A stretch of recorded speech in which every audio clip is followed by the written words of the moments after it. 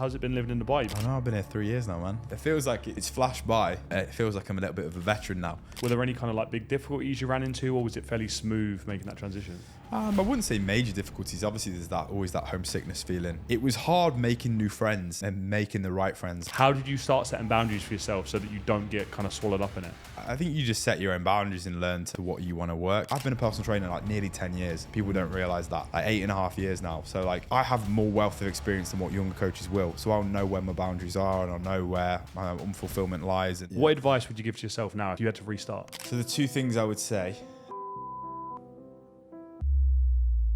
Fantastic. Guys, ladies and gentlemen, boys and girls, welcome back to the Raw Talk podcast. Today we've got a very special guest on, Mr. Jack Jacques. Me and Jack go back a long way. I believe we met in England at an event quite a few years ago, didn't we? Yeah, I think we did. I think it might have been like a mindset event, like a TMP thing. Oh, yeah. It could have been that. Yeah, it could have been that. Maybe previously. Yeah. But yeah, so me and Jack have just hit training session. That'll be up on YouTube. So I'd imagine it'll be pretty congruent with this. So if you want to check that out, please feel free. But mate, how's it been living in Dubai? You've been here a few years now, eh? I know, I've been here 3 years now, man. Been 3 here years. 3 years. It feels like it's flashed by, but it feels like I'm a little bit of a veteran now. Yeah, compared to everyone moving over, and I felt like so out of place a few years ago. But yeah, mate, I'm all settled. Life is good. Business is fantastic. I'm the most happy I've ever been across everything, which is great. So yeah, looking forward to seeing what we can get into today. Yeah, love it, man, love it. And obviously, I know that we were kind of talking off camera a little bit earlier about like what that transition was like, and obviously moving over here by yourself and everything else. Like, how did you find the I guess like the first year living here? Like, what would you say had been? Were there any kind of like big difficulties you ran into, or was it fairly smooth making that transition? I wouldn't say major difficulties. Obviously, there's always that homesickness feeling. I've been around my family for quite a few years, but I lived away at uni and I knew what it was like. It was more exciting, if I'm honest. It was more exciting, and it was hard making new friends and making the right friends. Like when I moved out here, I won't lie to you, I went out Friday, Saturday night, like meeting people, having a great time, partying. And I kind of fell into a friendship group that I wasn't probably really that aligned with. But, that corrects itself with due course. But I think, figuring out, who do I want to surround myself around, and, which people are positive for me is an important part. And I'm sure many people will probably experience like that as part of their lives anyway. So I'd say that was probably the hardest part of transition, but it was just exciting. I was training in Banu's gym every day. I was, living in an apartment in Dubai Marina. Like I've never seen anything like this before. So it was more just exciting, to be honest. Yeah, I mean, it's so interesting that you said that, actually, because I think that, people look at Dubai and they think like, right, networking, opportunities, work, growth, all these different things. But I mean, this is now my 4th time coming here. And obviously I know that we've said that I'm going to be kind of transitioning over in the next month or so, but it's actually insane. How do I put this? I honestly think it's just as easy to work hard as it is to get distracted here. Yeah. It feels like everything here is just magnified. So like obviously I've lived in kind of like South London my entire life, and I've got like a few different groups of friends. I've got some friends that are into kind of like business. I've got some coaching friends. I've got some kind of golf friends. But a lot of my friends from kind of like school years and colleges and stuff like that, they're ravers, and they identify as a raver, and they identify as a partier, and being a part of those kind of communities and stuff like that. Incredible people, and don't get me wrong, I love my music, and I think that one thing I do want to do is bring my decks over with me. I don't know what the flight cost will be on that, but my point is it's almost like we were saying off camera earlier that with a lot of these friends in the past, the social is let's go to the pub. Yeah. The social is let's go to a festival. Whereas here, I've been here for 10 days, and it's like recorded several podcasts, several YouTubes, been to the gym, trained and stuff like that. So it does really shift things quite a fair bit. Yeah. One thing I was going to ask you, Jack, is like, how do you find with transition, just because everything is faster and it feels a bit more intense, how did you start setting boundaries for yourself so that you don't get kind of swallowed up in it? I'd probably just say just make sure you have a day off every Saturday. Like some people would be like, I would never look at my phone on a Saturday. I'm pretty good with that. I think you just set your own boundaries and learn to what you want to work. Like there's like on a Tuesday I won't work late. On a Saturday I won't do any work at all. On a Sunday I'll always religiously work all day as my busiest day. It kind of gets me ahead of everything, and it's kind of a routine that I've kind of enjoyed, and I stick to. I don't really get burnt out. I might get a little bit tired, but that's part of due course of life, and going through that. But I think just setting boundaries that work for you as an individual. Like I know I need to have one day off to reset. I know I need to go out for dinners and enjoy myself. I think that's a huge part of it for sure. Yeah, definitely, man. That makes a lot of sense. Right, potentially difficult question in that case, Sam. Yeah. this is actually something that I've been through in my own life quite a lot recently. Yeah. You said about you got in with a crowd that maybe you didn't feel like you were in alignment with. How did you find stepping back from that? Yeah, fine, to be honest. Like, I went, to be honest, mate, I was going into a bodybuilding prep anyway. And when I get locked in, I just get locked in. Yeah. And like, I'm not really an emotional person. Like, I am quite, strong-minded in that sense. But when I know what I want to do and what I want to achieve, I set my mind to it and I'll achieve it. So when it came to like, obviously Christmas, enjoying myself, went out a little bit, I just wasn't really enjoying it, mate, anymore. Going out, partying and that. So I felt like, going to knock that on the head, go into a bodybuilding prep. This is 2 and a bit years ago. And then I just locked in, mate. I didn't drink alcohol for 6 months straight then. And I loved every minute of that. I loved the routine. I loved getting up. I had unbelievable energy. My mind, my clarity was good. Yeah. Scaled my business 2x in that 6 month period. So, I actually felt it fine. I moved in with somebody, JB, who's a very good friend of mine now, still lives in Dubai.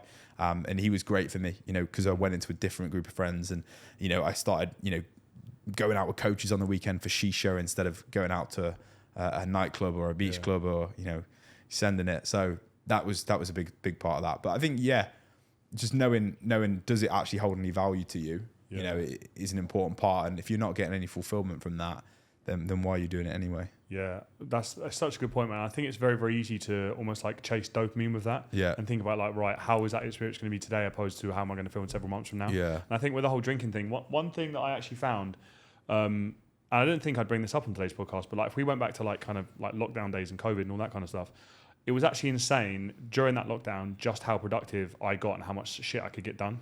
And it kind of made me recognize that actually, like you said, when you can be kind of like unemotional and just kind of lock into something, just how much you can actually achieve over a period of time. Yeah. And recently I haven't completely not drinking on the head because I don't think I have a problem with it. Like I'm okay. Like if I went out and I had a wine, I could have a wine. Do you know what I mean? I don't have to have a fucking bottle or several or whatever.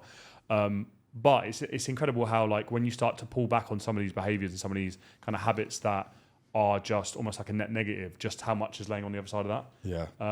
But I think that a lot of people, what they'll do is they'll almost be so agreeable and such yes men that they just fucking go along with it anyway. Do you know what I mean? So like, did you find that you had to let people down in order to get to the place you're at now, or you didn't really feel that way?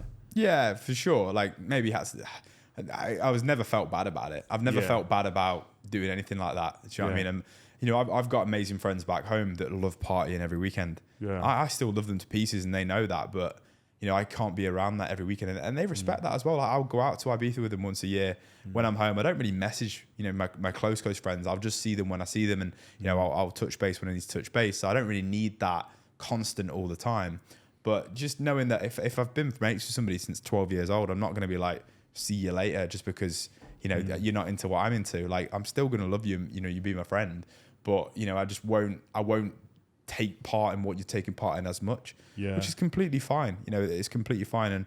And, your values will shift. But I don't think, if people would say, oh, you only want to be friends with people that are successful and driven. Fuck that, man. Do you know what I mean? Like, if you've grown up with people, you're not just going to get rid of people. Yeah. You might have to separate yourself and not spend as much time, but you don't have to just forget people. I think that's something that is, pushed out on social media a lot when it's not like that. I completely agree, man. I completely agree. And I think it's one of those things as well, isn't it? Like where, like you said, it's just the intensity of, how do I put this? It's like, let's say for example, you got that group of friends who like partying, like having fun, like going out. You can still contact them, speak to them, go. I went to Ibiza in September. Had the absolute time of my life. A pair of white trainers that I brought out with me in Dubai, I realised that the sole's hanging off. The sole's hanging off because I went to Pikes and I don't think I stopped dancing for about fucking 10 hours straight. Yeah. I literally busted the fucking sole of the shoe. I'll do that once a year, you know what I mean? Like I'll go have fun and do everything else. And I think it's important to have some level of outlet or some level of thing. Mate, because one thing I've certainly found actually is that as someone's like growing their business and they're pushing things like further and further and further, it's easy to almost lose, how do I put this? It's almost easy to like lose a part of yourself. Yeah. It's like numbing with certain things. Like I've got mates who will have a chat and we'll kind of be in a gym or whatever else. And they're like constantly exhausted, constantly burnt out, constantly tired. And it's like, you're looking at what they're doing on a day-to-day basis and you just think like, you can't help but think that there's something they're just not addressing. And I think there's something that you said there about like being unemotional within business. I really think that the guys that I speak to, or the guys and girls that I speak to that are performing the best personally and professionally, can just switch off and just do it. Yeah. Less thought and more just do, more just action. So yeah, I mean, do you find that you find yourself doing that? You just don't even think about it. You just action it. Or? When I was just scaling the business, I was stressed. Like I was thinking I have to be working all the time. I would never take a day off. I probably would work too much and get burnt out. But I think the more experience you have, like I've been a personal trainer like nearly 10 years. People don't realize that. Like 8.5 years now. So like I have more wealth of experience than what younger coaches will. So I'll know where my boundaries are and I'll know where my unfulfillment lies. And, you know, I'll have to correct myself. I'm not saying that. I'll have to correct myself on my values. Yeah. Like if I'm in, like, for example, this part, I was like, right, the vision of the business wasn't really happy with where I'm getting.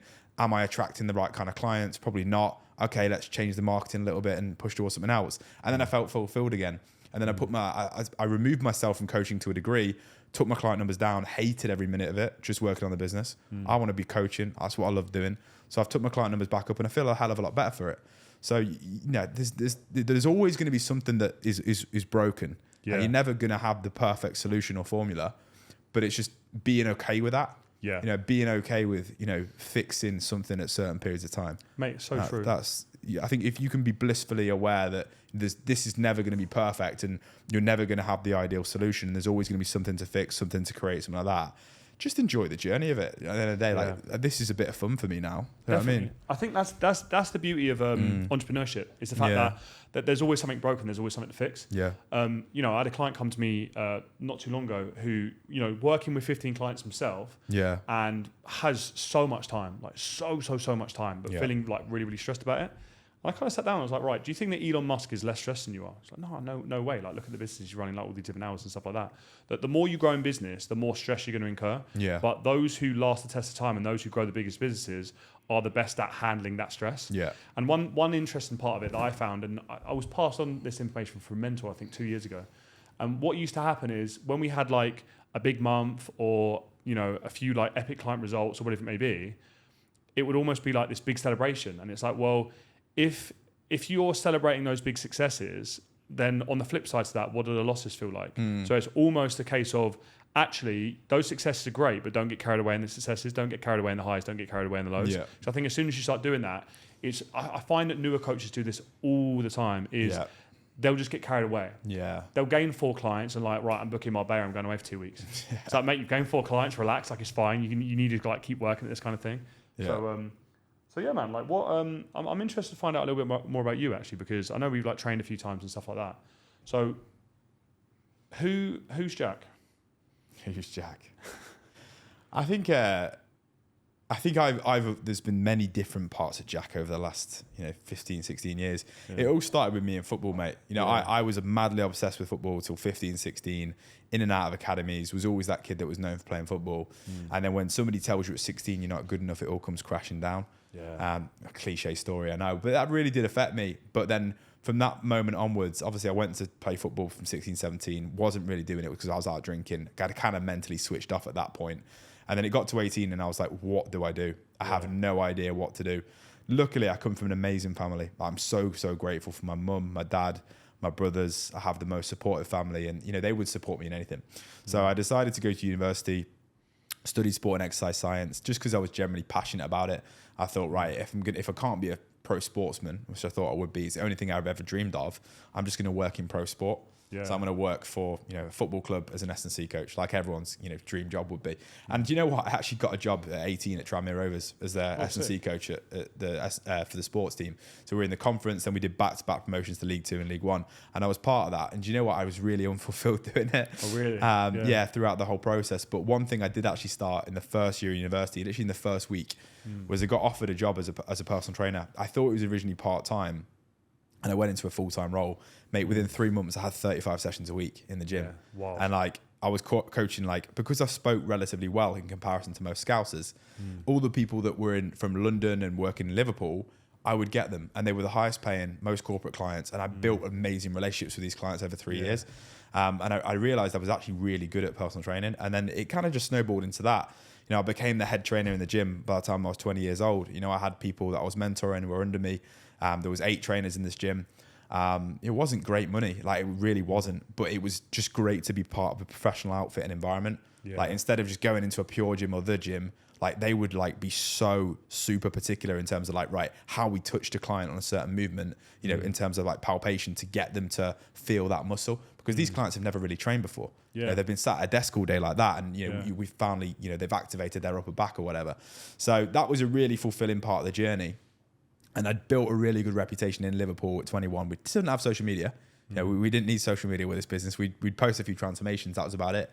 And then kind of lockdown hit, and you know, it was at the period of time where the business had been through that many transitions, and they hadn't really shown a vision to all the best trainers in Liverpool. So we were the best trainers, had all the best coaching staff, and everyone left, like started to disperse, and that was because of management within the business at that time. If I'm honest, and you know, I'd been offered a management role in a Birmingham gym, and that was exciting to me. It really was. But then as my best friends that I'd been with in the industry for a very long time, and you know, my mentor, Ali Fraser, he was the person who brought me into the industry. He left, and then a few others left, and I was like, I don't really know where to take this, and I'd lost my vision. Yeah.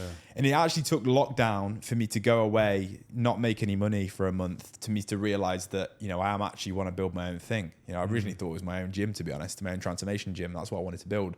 And then it suddenly, I suddenly started to, you know, start messing about on Google Sheets and, you know, doing all that. And I built an amazing coaching system.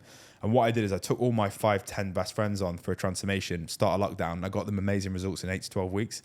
And then from that, mate, like because in my local town and how small it is, my name grew really fast just from posting results and posting stories. And I did a transformation. I got myself into a photo shoot shape at like, you know, 2021. My brother got in a photo shoot shape, you know, two of my best friends did. So when you post 4 results back to back in the space of like 2 weeks, the name spreads fast because I banked a lot of results. And then what I did from there was I got to like 50, 60 online clients in the space of 3 months, charging 80 to 100 pounds a month. And then I went back to Liverpool, mate. So when lockdown finished, I went back to the gym, and all the clients that I had messaged me, said, "Oh, you come back to Liverpool? I want to train with you." Yeah. So I was charging £50 an hour for that gym. So I just did it for £38, £40 an hour. And I was making, because I only got paid £10 an hour, I was making 3 or 4x the amount of money. Yeah. So I'd landed myself at 21, like, mate, I've never made this much money in my life. And I was doing absolutely incredible. Just bought a Mercedes, was living in Liverpool. And then it got to like January and the second lockdown hit. So I was laughing. I was absolutely flying. But you know what? That second lockdown changed everything, because then I could actually double my client base again to like 80, 90. Yeah. And then because I was charging 150, 17, 15, maybe £200 a month then at the peak, I didn't need to go back to one-to-one. And I kind of, when I was doing the one-to-one coaching, I was thinking about all these transformations that I had going on with my online clients. I want to be back home coaching them, because I've been coaching these clients for 3 or 4 years. They were like great people, but they weren't really driven to they'd got in great shape, and they were just there because of me. Yeah. You know, we built a great relationship, and you know, they were just ticking the boxes really. And I was kind of losing the love for it, because I always want to be working towards something or having a client with a goal. So I moved back home. I upset one. I had a bit of, this is another story, but I actually had a massive argument with my flatmate because I brought COVID into the house.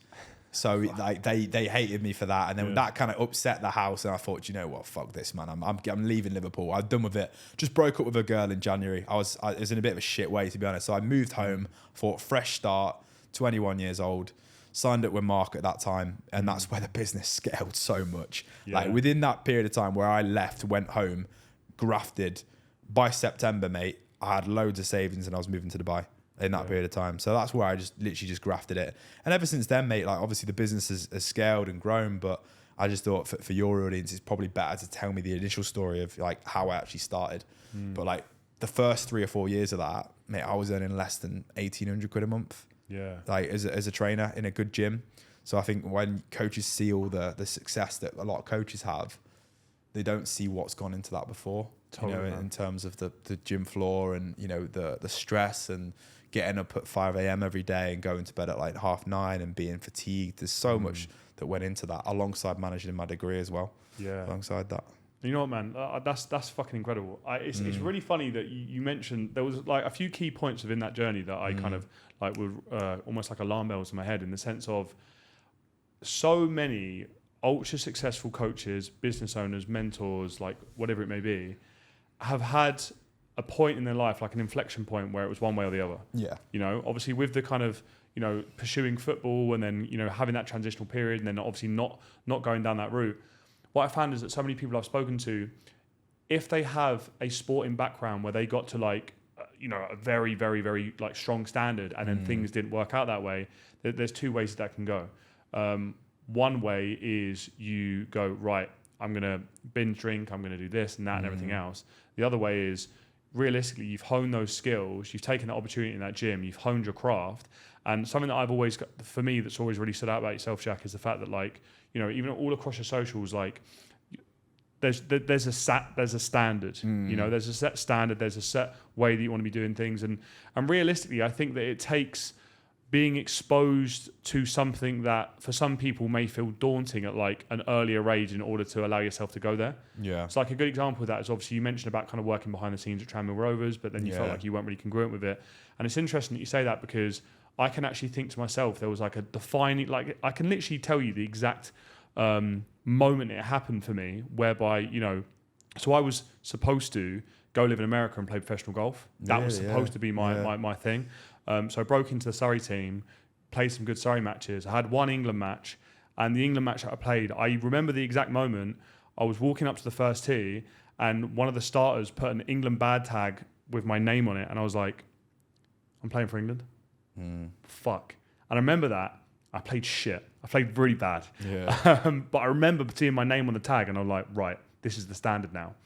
And after that point, with the bulge and the disc in my spine, with all the injuries and all the other shit that went on, I remember I went into like this huge lull for a period of time. Yeah. But because much the same as in the gym, when you touch a new weight or when you experience a new thing or when you hit a new PB or when you get into like a certain shape or when you compete or when you do a photo shoot, whatever it may be, I think once you've got to a point whereby, like for example, for yourself, when you said you're coaching 80 clients, there aren't that many coaches that can say that they've coached 80 clients. I know you've got way more in your books right now, which is incredible. Yeah. But it's almost, there's certain points where you branch into a new level of success, and once you've experienced that, it's then like, right, okay, now how do I continue that forwards? Yeah. And I think that a big reason why you've been able to continue to progress and continue to move forwards is, you know, you've always made sure that those standards that were met in an earlier stage continued. Yeah. And and I know that we spoke about this in the gym a little bit earlier on today, but I personally believe that, you know, whether it be in someone's fitness journey or whether it be in somebody's business or whatever endeavor that they're trying to pursue, I think a lot of people seem to get in their heads and think,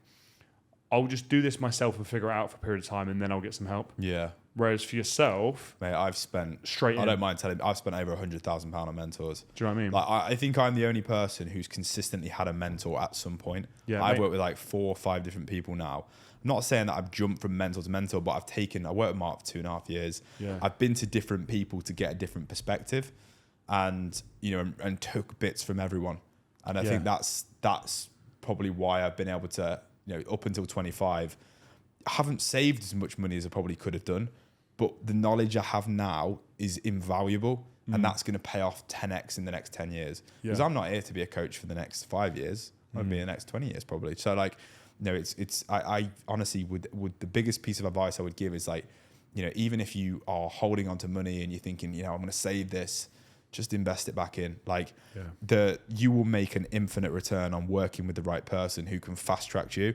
As long as you're working with somebody who has done exactly what you want to do, like recently as well, you know, with these changing times, that's what will literally catapult your progress forward. And to make sure that when you do pick that person, they align with your values completely is the biggest thing. Mate, I literally couldn't agree with that more. And it's funny that you say that, because I had a conversation with a friend, this was probably about a year ago to be fair. Yeah. And he said to me, he was like, I feel like some people can get addicted to mentoring. And I remember he said that to me and I thought, I actually couldn't disagree more. Yeah. Where I started coaching in 2017, I remember in 2018, I hired my first mentor. Yeah. And everyone in my, like around me at the time, because they didn't get it, no one said, yeah, go for it. Everyone said, what are you doing? Yeah. Why are you spending a few £100s a month for someone to tell you how to run your business? But I had a gut feeling that like I needed to do that, and that was something that was going to help me. And mate, I feel like our journey of like that investment is incredibly similar. Even so much to today, you know, I will always have a physique coach. Yeah. I always will, because it's like, I know how to diet, I know how to train, I know how to recover. Like, I know, but it's invaluable, even if it's from like an accountability perspective, to have that. And, you know, I had a call with a client that actually joined the board of us earlier on this week. And I was kind of looking through like the knowledge base, where they're at, what they've done, what they haven't done, etc. And I was kind of breaking it down. I thought, realistically, for the amount of time that we've known each other and from the amount of information that you've absorbed and from the amount of, videos you've watched and things you've watched and things like this, it's like you do not have an information problem. At this point, you've only got an implementation problem, and the thing that you need is accountability. And that's why you say that you always will work one-to-one with somebody. And that's why, for our clients and the people that are coming into our network, it's like, a lot of them naturally will say, oh, well, I can do it by myself. Yeah. Now, people think that comes from strength. It doesn't. It comes from insecurity. It's fine. I can got it. I'll do it by myself. Okay, well, why aren't you where you need to be then? Yeah. Like, sure, I could go do it by myself, and I shout Christian out for this because we've been working together for a long period of time now. He gets me. Like, he just understands me. If I'm having a shit day, he knows that if he says to me, George, you're being a fat, lazy fuck right now. What are you doing? That fires me up. I don't want to be that person. I don't want to identify as that. Right, I need to change my course of action. Alternatively, I've worked with mentors in the past who will do that same thing. They know how to push my buttons. And I think that's so fucking important, And I think that's why, again, we were talking earlier, why having some element of one-to-one in whatever endeavor that you go down is always so important. So important. Yeah. Group programs can be great to get started. They can be absolutely brilliant to get started. But I think as you do progress through things, you pay either way. You're either going to be paying with your time or with your money, Yeah. But yeah. 100%. That's such an important part. Yeah. I mean, like, so going back through your journey, right, and going back through your story. So you got to 80 clients. Yeah. What did your week look like at 80 clients? Because I know people who get overwhelmed at 30. I was probably doing 4 check-in days, 20 check-ins a day. Okay. So I do check-ins. So me and one of my best friends, Ben Bray, we were doing this at the same time. And he had a few more clients than me. I'm not going to lie to you. But we used to do the same routine. We'd do 25, 30 check-ins between like 6:30 and 12, go to the gym, and then do 3 sales calls. That was the whole day. Yeah. Post on Instagram last minute at 7 o'clock. That's all my day revolved around, was waking up, 2 hours of work, eat breakfast with the family at 8 o'clock, go for a walk for an hour, listen to a podcast, normally a business development podcast. These were the best years of my life, honestly. And then I did work for another 2 hours, 2.5 hours, maybe have 1 call before lunch. I didn't do any outreach at this point. I literally just got back in. A few people would normally hit my type form every day or every other day, and then I would just book them in for a call on WhatsApp. And then I would just get them on a call, and then we just do monthly programs is all we do. And then I'd just try and finish work about 7:30, 8. And I'd just do that. I used to do that Monday, Tuesday, Wednesday, Thursday. Friday, I would normally meet a client in the gym. So I'd always meet up with a client in the gym in person. We'd get a photo together, and we'd go out for food most Fridays, and that was my off-plan meal. Love that. And I used to document that on social media. So like people would see how much effort I was putting in. That's golden, man. And then we'd do a team photo shoot like every 3 months as well, just to kind of build the community there. And this is the thing, really, like what you just described there is fucking amazing, but it's also so simple. Yeah. It's so simple. Yeah. And people go, which is some of the best coaches in the UK run their routine like that every day, and they're the most happy. Like Christian, I'd imagine, is very similar to that, right? Exactly the same. Yeah. Literally exactly the same. Yeah. And the cool thing about that is, like you said there, is like, if you're doing check-ins in the morning, training, and then doing that sales call, a lot of people, if they like jump onto a Calendly, they have to wait like 7 days for a call. Mate, if someone messages me and I see it straight away, if I can call them there and then, I fucking will. Yeah. Because they're excited, they want to work with you. And I think that a mistake that a lot of people make is they almost make the person who's inquiring jump through hoops to work with them. Yeah. And it's like, you want to share with them just how much you want to work with them, vice versa, as they want to work with you. Yeah. Like, mate, when I'm on a call, I can't help myself. I'm getting so excited. I'm already starting to build their fucking plan on the consultation. I'm like, right, we're going to do this. We're going to do this. Right, share this idea. Yeah. And it's like, it's really nice to be able to have that, because I think that, and this is something I spoke about on Connor in the last podcast. I'm not sure if we spoke about it live or off the podcast. And he was talking about the concept of having like 2 different coaches and 2 different personalities. You've got Coach A and Coach B, right? And when he said this to me, I was like, that makes so much sense. Coach A, really personable, really likable, really funny. Content's getting like mad engagement. Just seems like, oh yeah, he's a great lad. Coach B, very professional, very knowledgeable, incredible results, great reputation within the industry. Not sure necessarily as much about their personal life, but like you look at them and you think, yeah, that guy's way smarter than me. Yeah. Who are you probably going to hire?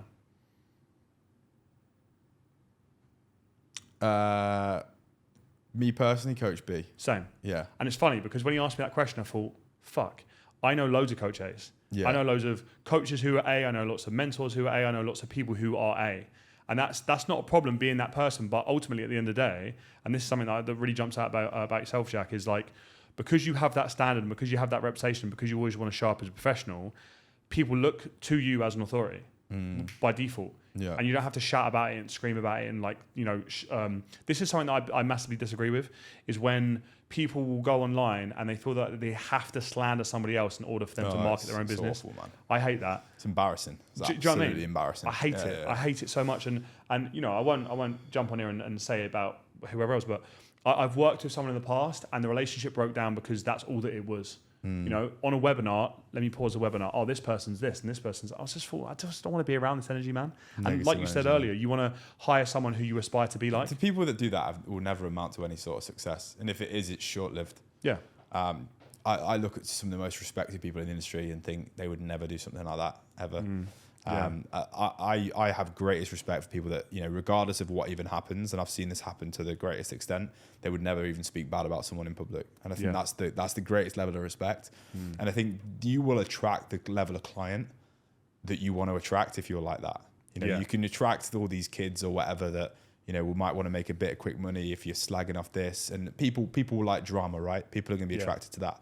But I think the people who are the most respected in the industry or doing the best, they're not going to buy into that at all. Yeah, I completely agree. And it's just a drama thing just to kind of create that as well. Yeah, and I think that like people would go a long way if they did their due diligence and understood the fact that, let's think of it this way, right? With market sophistication and with strategies that can be used nowadays and with like AI and ads and everything else, if you want to make as much money as possible, you can do that, but it could also be at the expense of your brand, your message, your image and everything, because you may begin to do things that fall out of alignment with who you are as a person, who you are as a business owner. If, however, you come into the industry and are like, right, I want to provide a fantastic service, build a great product, build a real reputation here and actually leave a legacy.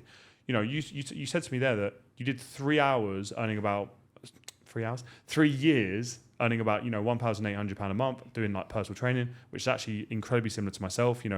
I started at a Pure Gym, and the reason I started at a Pure Gym is because of this, right? I went for an interview at a gym, and the guy showed up 15 minutes late. I was like, okay. Showed me around the gym. After 3 minutes, he said, mate, I can't lie, I'm really busy. Do you mind coming back next week? And out of pure resentment, I went, right, where are the competitors? And the first gym I saw was Pure Gym, and I thought, fuck it. So I was in a suit, so I walked straight in there and I was like, are you guys looking for any personal trainers? And he was like, we are actually. I was like, sick, well, let's go. So I literally showed him around the gym, and he actually said to me 1 week later, and he was like, you know what, I was so impressed by your intuition to do that, because I told him the story. So I'm so impressed by your intuition to do that, like I really want to like make sure that you succeed in this, because I can see that you've got, he was like, there's something there. And I was like, oh, that's like, that gave me the confidence that I needed to like really start pushing on with it. So I did so, and then within about 6 months, I'll never forget this, he walked into the staff room and he was like, where's George? And I was like, sat in the back, and I was eating my chicken and rice. He went, mate, would you like to PT me? And I was like, yeah, of course I would. And all the other PTs were like, what the fuck, the new guy? And I was like, yeah, I'd love to. Because he'd seen that like my attitude was, I'd always show up half an hour early to a PT session, talk to members, do the PT session, then talk to members afterwards. That was always my thing. And I raw dogged my growth in the first few years because I want to be everywhere, Yeah. And so because of that, I started PTing him. And once he got a result, it was the same thing as like, initially kind of PTing your friends or coaching your friends. And then the kind of word spreads is we've always aimed to grow through service delivery. And although we know that you could maybe use like better systems or, have, greater marketing or whatever, I think if you've got that as a foundation and then that person knows how to market, that builds a great base for great business. Yeah. Not the other way around. Yeah. Because I know great marketers, I know amazing marketers, and I read their copy and I think, oh, that's really good. But they're not very good coaches. Yeah. Their LTV sucks. Start a client joins on board, within 12 weeks they're making a complaint. Yeah. And I think that's why, for me personally, I know that we said this in the gym, that a big thing that we're aiming to do is, if and when a client does decide to leave, right, let's give you the best offboarding experience possible. And then that person's leaving on a massive high with you. They record a testimonial. 5 years down the line, you go on someone's highlight reels and it's like, this person has 100 video testimonials. That says something about this person, And I guess a nugget of information for any coaches out there, like you should be aiming to and because this is a question I get asked 24/7, your service should be that good that you're not asking what tactics do I use for a referral. It's how do I offer that good of a service that everyone's talking about me. Yeah. But I mean, so I guess to kind of revert back to kind of where you were to where you are right now, you've now got a team of 8 staff members. Yeah. How did you find that was layered over time? Like, did you find that you had like an initial drawback to that, or was it something that was like quite smooth? Or Mate, this is the most challenging thing anyone will ever do, build a team. It's taken a lot Yeah. of time. Hiring the first coach was okay. Hired a great lad called Billy. Took her time, went through some challenges, managed to get him up to speed. I think the next hire was Jed, even before we did a VA. Needed another coach. That came on board. Organic was still really strong. Then I hired the first appointment setting like 2 years ago, maybe 2 to 3 years ago, maybe. Sam, who's still with me now. It was an amazing hire. Come straight out of a fitness business. Was one of the gems. Still works with me today. Earns a fortune now, bless him. He's does really well from the Philippines. He's really, really good. He's worked in fitness for years. Next hire, we again brought in probably another assistant. We probably had to sack one or two of them, hire another one, found a good one, fired another. The appointment setting and VA is tough. Like, to get good ones of them, it does take a lot of time. And when you find a gem, you really want to try and hold on to them and respect them as much as you can. Give them more seniority and give them roles and responsibilities. The thing that I really have not been able to do yet is my sales. So like me outsourcing my sales, I've done for the last year, but the business hasn't grown as much. Yeah. And me taking the sales calls back last month, we saw, probably a 25% increase on a record month ever. Probably the same again this month, if I'm honest. So like, it's been a very, very tough transition to get the sales part, but I honestly think, this might be a limiting belief in my head, but I think to sell fitness, you need to be coached and you need to educate on the call. And these people that I've hired have purely been salespeople, not even in shape. They don't have any respect for the person on the call. Yeah. So when they're booked in as a Jaded Transformations call and they're not a coach, I don't think it can sell. Maybe in other stuff, business stuff, it can. But I really struggle with that. And it's something that I'm teaching my coaches to do now. And I'm actually going to teach my coaches to market. Yeah. Because if I want to be, we're going to rebrand in January, and if we want to be a household name, and I want to bring on 2 more coaches in the next 6 months. So if we're going to be one of the biggest body transformation brands in the UK, with the highest standards and service, I need these guys to build a brand with me. Yeah. And it's what a lot of business people would probably tell you not to do. Yeah. But I'm completely for this because the brand the brand's vision is bigger than my own. I've achieved everything not everything I wanted to personally, but I work to build the business. I work to invest everything back in to give the lads a great quality of life. I have everything I really need, if I'm honest. So like everything now is just a bonus for me. Yeah. So if I can build the lads, build their own personal brands, make them earn incredible money, but also, have incredible clients and build a team that we're all very, very proud of together, and we grow together as a team. And if one leaves me, one leaves me. Like, at the end of the day, that I'll be happy for them that they go and do their own thing. But I want the brand to be that strong that, it would be, why would anyone want to leave this brand? Yeah, and exactly. I've got two coaches now for the last 2.5 and 3.5 years that, I think would do anything for me. Yeah. Got another one in Java in Dubai. My new one is absolutely incredible. I'm so grateful for these lads that work with me and for me to a degree. And I want to build something very special. And that's something I've always prided myself on, is values of the people that I'm in. And yes, it might be a slower, you might not see initial quick success in terms of like hire that person, pay them the lowest, do whatever.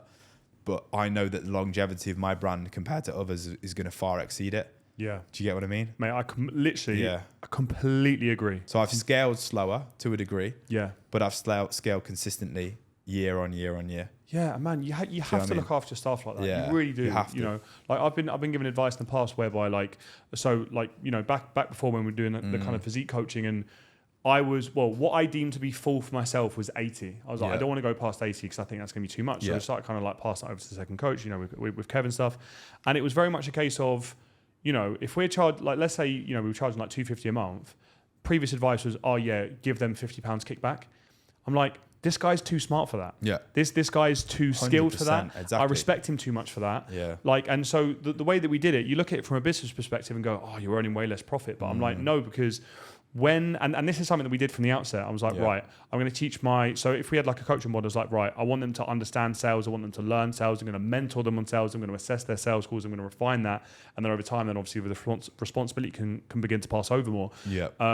Because realistically, like you said, because Coach's Corner, obviously Team Left back in the day changed the Coach's Corner, we wanted the brand to represent excellence. So it was like, I only want to hire excellent coaches. I only want to have people who are excellent on the sales calls. I only want to have people that are delivering an excellent service. It's like, I could have found someone that was cheaper. I could have found someone that was, would be okay with like a smaller kind of cut of the pie. But I mean, for example, right now, I'm sure that my staff will be listening to this podcast.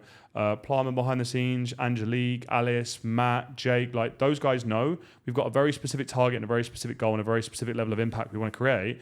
And when we get there, they're all going to be flying out here and we're having a holiday and I'm paying for it. Do you know what I mean? Yeah. I'm like, because when we win, we all fucking win. Like you're not, to me, you're not, oh yeah, I'm just going to hire you and I'm going to pay you some income or whatever. Like this, we want to create a family where like we can go out for meals and we can jump on relaxed calls and serious calls, that we can like really kind of forge that culture within the brand whereby, I had to offboard some staff recently and I could tell that they were like genuinely upset. And there was a part of me that was genuinely upset as well because of the culture that we formulate there. I never want it to feel, ultimately there's going to be a certain element of it where it is transactional because, they do a job and you pay them money. But at the same time, like you said, mate, it's like, right, maybe we will scale slower, maybe our profits will be a touch lower, but if they're that valued, then why would they want to go elsewhere or do other things or get distracted or anything else? Because that then is just going to reflect badly on you and your business as well. Yeah. Like if a client's jumping on board, if a client ever jumped on board and they told me that a staff member had given them a bad experience, I'm not having to go at the client. I'm going to a staff member and being like, what the fuck's going on? We're jumping on a call like right now. That's unacceptable, And unfortunately, I have in the past, just because of our values, been quite cutthroat with a couple of people in the past where they've given a shoddy service. I've looked at it for what it is and gone, I really like you, but you have to go. No, that can't happen, And that's tough. That is really tough. I remember reading an Elon Musk book. Have you read his book? It's mad. Absolutely insane. I thought I worked hard. Then I read that and I was like, yeah, I don't know. Like we're talking working until he physically fell off of his chair and fell asleep, and then someone kicking him in the morning to get back up and work again. Just mental. I don't recommend anyone do that, by the way. But there was a situation where he'd had a staff member for 14 years, and she was like his wing woman, so to speak. And she made a catastrophic mistake, which basically cost them like millions. But it was the first mistake she'd made in 14 years. So another staff member said, you're going to have to pull her in for a meeting. This can't happen. And his response is, he turned to her and went, no, she's fired. And he never spoke to her again, didn't email her, didn't text her, didn't talk to her, nothing. Went, no, she's fired. Because his boundaries were set that high and his standards were set that high that's what had to happen for him at that point. Now, I'm not saying that everyone go out and be like kamikaze and do that, but it's almost like, right, how can we build such a strong culture that we look after one another so much that just simply doesn't happen because the standard's been set and it's just met. And there was something you said to me in the gym which I think is really important that people need to hear. You jump on calls with your staff every day. That's brilliant. Yeah, that's really, really good. So do you is that as a whole team or are you doing one-to-one? Like how do you... This is something we've only just recently implemented. This is with the lead gen team, which is where the issue is at the minute. So the lead gen team. With the coaches, I've been with them that long now. I speak to them once or twice a week. So I have a monthly one-to-one and then we have a weekly team as well. Okay. If we need to do other stuff in the week, like we had obviously Black Friday yesterday, we had a quick Loom video that went out and I'll just chat to them every day on WhatsApp. For lead gen team, that's where I've made the mistake in sales is I wasn't speaking to them enough. So what I've recently implemented now is a 1 hour meeting every day where we just go through everything. Everything in terms of what went well, what's not going well, what you need to work on individually. We now track performance across the business in terms of KPIs from the coaching team to the sales team to lead gen. So I can see in a scoreboard exactly who's performing in the best domain, let's say. That's worked really, really well. And we actually put that side by side, to create healthy competition as well, which I think is really, really key. Yeah, that's important, man. I think like if you have got multiple sales guys or multiple setters, I think having that level of competition there and almost like kind of, rewarding those performances, I think is really, really important. Yeah. Also, I think as well is when you've got multiple staff doing similar things, having them have relationships with one another. So there's like congruency there. Yeah. What I've seen in the past is, coaches who are kind of trying to scale their business, they have two setters and they're not even like a Slack channel or a WhatsApp chat together. They're just separate entities. Yeah. And then one person will jump in the evening and is like, what the fuck's going on here? Like, I don't even know what's happening. Yeah. And it becomes a little bit messy. But I mean, like, where do you want to take JJ Transformations? I know you were talking about potential shift and... I think we're definitely going to rebrand away from JJ for sure. Like something that I've been thinking about for a long time and, just to give the coaches more of an identity, within that and, make it bigger than me is ultimately the goal now. So I would love to, from a client numbers perspective, if we could get up to, in the next 5 to 10 years, 1,000 clients as a business in terms of like one-to-one high-level coaching, that would be an incredible goal to set. I think 500 over the next few years for sure. But yeah, to make like real impact, in the thousands for sure. Yeah. That's what I would really love. And it'll be a big mission to do it. But I've always wanted to do it my way where, the standards are so good. The quality of the coaches is great. The sales is smooth. The lead gen's great. And that will have to be across multiple like different, probably Instagram accounts, different platforms, probably go longer form content now to push the personal brand out more. But just make impact, man. Like that's the goal is, to be known as, I've always wanted to be known for the best doing something. And, of course, like there's always learning curves and improvements and systems and just having a bit of fun with it. So I think it's just going to enjoy the journey now and not placing like massive pressure on myself, but just try and get 1% better every day at everything we do. Yeah, I love that, mate. That's brilliant. And I think, like I said, like getting to that point where you have 1,000 clients on that books, the amount of impact that can create is phenomenal. Yeah, exactly. Absolutely phenomenal. Yeah. I think that's why, actually, funnily enough, that I thought that I was going to be physique coaching until I was like 50. Yeah.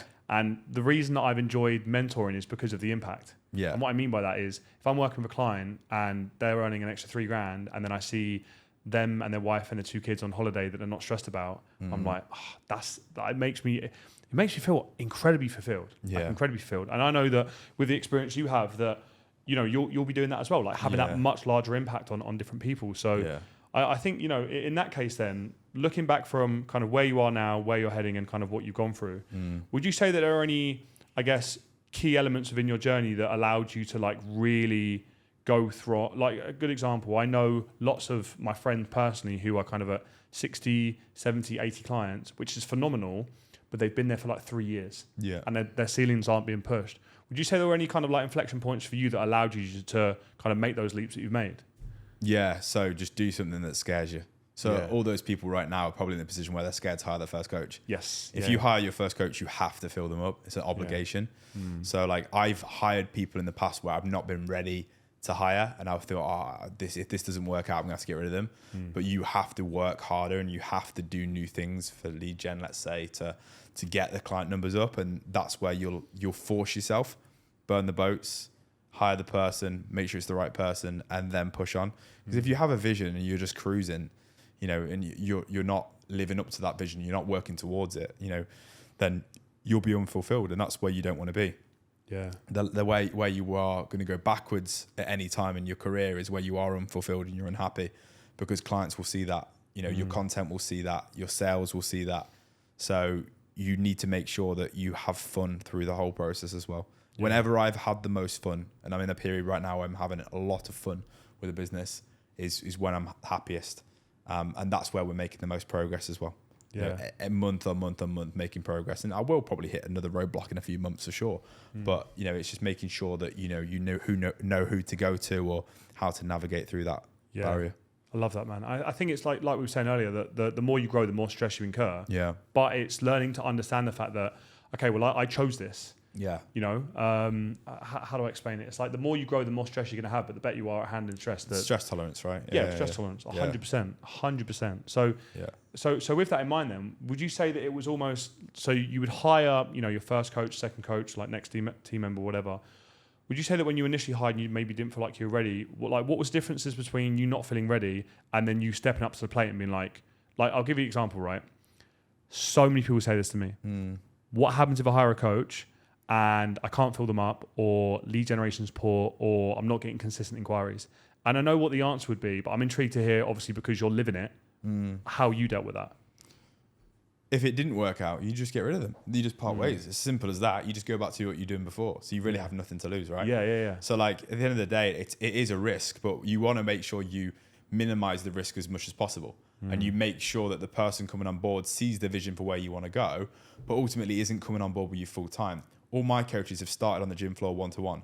So Billy was on the gym floor 30 sessions a week. He's now living in LA. He's got 60 clients, 70 online clients, whatever it is. Jed's done the same, was coaching one-to-one, 40 sessions a week in Crawley. I think it's too far from you. Yeah. And now he's full-time, fully booked.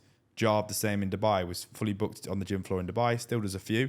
Now he's got 50, 60 clients, and now he's in the position soon where he can step back. So I would just make sure that they're aware that, this isn't going to be just a full-time role that they're transitioning to.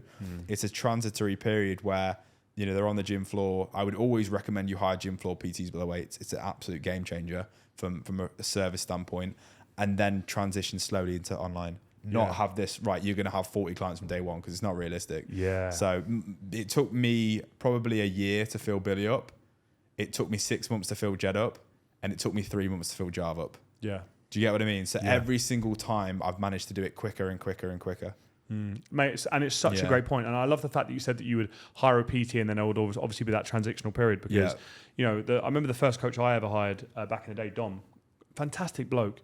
It was just unrealistic expectation in the sense of he was working a full-time job, and, I remember like a few weeks in, he was like, I'm going to quit it. And I'm like, don't quit it, like stay.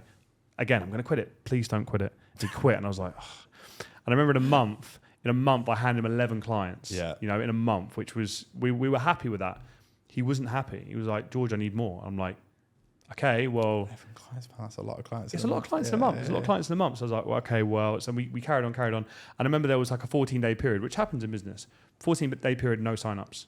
Freaked out, left. And I just remember sitting there and thinking, if only that, like, I mean, he was a great guy. I've got nothing bad to say about him. He was brilliant. In those scenarios, I think especially in the early days, it's just understanding that building any business, no matter how great you are, what you do, it just takes time. So much time. Yeah. And then the bigger you grow, the more leverage you've got. Yeah. If you've got 100 clients, the leverage you've got is insane, because the amount of results you've got is insane. The reputation you have is insane. If you've got, I personally believe, growing from bearing in mind if this is paid, not free. If you're going from 0 to 10 clients, nowadays I actually think it's harder to go from 0 to 10 than going from 20 to say 50 as an example, because you just don't have that leverage. So what advice would you give, if you were to start in the industry right now, brand new, no experience, nothing, you're at 0 clients, you're like, where the fuck would I go? Yeah. What advice would you give to yourself now if you had to restart? So the two things I would say, number one is make sure you're more knowledgeable than every single coach in your niche, or the best at it, if you can, from a knowledge standpoint. And the only way you're going to get best at it is by having the most experience. So I would put yourself in a position where you can work with a lot of people. Yeah. Even if you're just getting started, you're going to work with people probably for free for the first 10 transformations. Then you're going to probably do it paid after that, lower price like we spoke about. And really build a reputation and give those clients your everything. Speak to them every day. Do anything you need. Jump on a Zoom call with them once a week if you've got 10 clients. That's exactly what I would be doing with clients, to making sure that they're meet up with them in person as much as you can and going above and beyond. Do as much educational courses over the next 2 or 3 years, but most importantly, work with the people who you want to.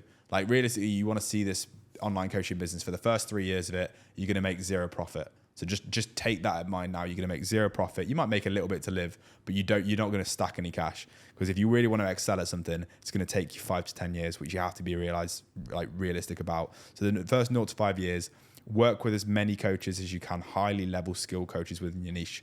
So if you're a body transformation coach, I've worked with AJ Morris, Callum Pro Coach, Tim Stewart, all arguably some of the best coaches in the UK right now in terms of what they do: natural bodybuilding, physique bodybuilding, and again, not bodybuilding again. So I would work with the people that are most aligned with you.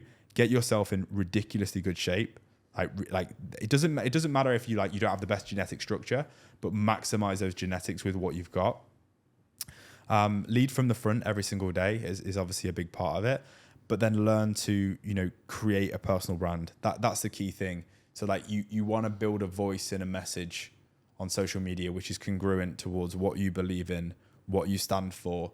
Really map that out, what you actually stand for as your values, your vision, your mission, and make sure that whenever you post something on social media, it aligns with that. Because if it doesn't align with that and doesn't align with who you're speaking to, it won't work on social media anymore. So you really have to be very specific around who you're speaking to as well. It's probably what I would say. If I was just getting started, that's probably the 3 or 4 things I would focus on. Yeah, I love that. That's brilliant, man. And I think that, that certainly goes a long way in regards to the fact that, starting with that base, having some free clients, then pivoting into paid, and just like you said, mate, just understanding, I think a lot of people don't get this, just how many, how do I put this? I remember I said to you, I think it might have been off camera, that I said, I studied for a year before I even started my PT qualification. Yeah. And then when I got there, I was like, shit, I know a lot of stuff here. And it was a nice confidence booster. I think that you can learn all of the market and all of the strategies, but like you said there, hiring AJ, hiring Cal, I think it was Tim you said as well, right? I actually worked with AJ for 2 years. He was brilliant. Yeah, amazing coach. Really, really good. And it was one of those things where it's like, if you can become that good of a coach in your early days, every client who comes on board is going to be blown away. Yeah. Because the service is just brilliant. And then they're going to stay for longer, and then they're going to refer their mates. If they refer their mates, then the word spreads. And you can almost like then build a business from the inside out. As opposed to what a lot of people do is they end up getting really reactive, chasing the tail, looking for the next best tactic and the next best thing. And it's like, if you've grown it like right from the get-go, then you're going to flourish from there. Definitely. I think that's a big thing, is that people will try and, like, reputation is built in two ways. It takes a long time to build, but you can lose it in an instant. The minute you give like a start, your service gets bad, or you don't give a client a result, or you don't give them the guarantee that you've given them in the offer, then they'd probably tell, if they had a negative experience, they'd tell 10 more people than they would if they had a good experience. So just be very careful, that you have the knowledge and you have the skill set before you work with people. And yes, everyone's going to learn, everyone's going to be a beginner, but just make sure that you're doing everything possible to learn on the job as well. Is the biggest thing. Totally, man. So fucking true. I think the kind of, to encapsulate this entire podcast is, set standards and fucking stick with it. Yeah. Be professional and show up and make that consistent. And essentially, mate, to kind of wrap up on what we've been speaking about, you are your brand.